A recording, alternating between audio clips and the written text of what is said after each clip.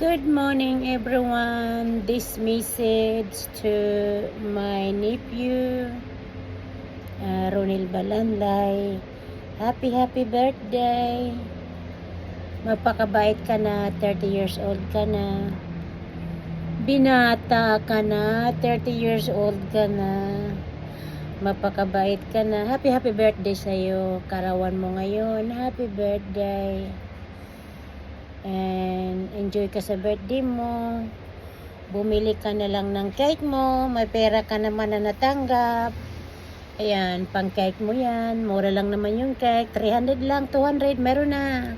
250. Happy birthday sa'yo.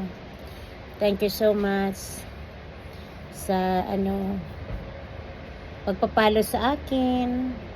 Paminsan-minsan. Thank you so much. Happy birthday, Ronel Balanlay.